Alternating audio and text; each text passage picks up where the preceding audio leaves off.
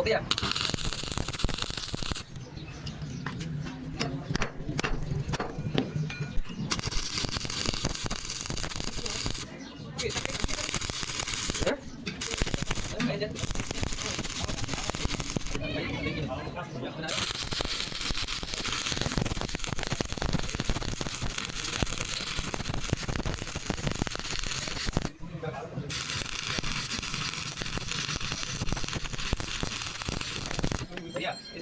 तो सही बात है, वो 5 साल पैसा नहीं दे।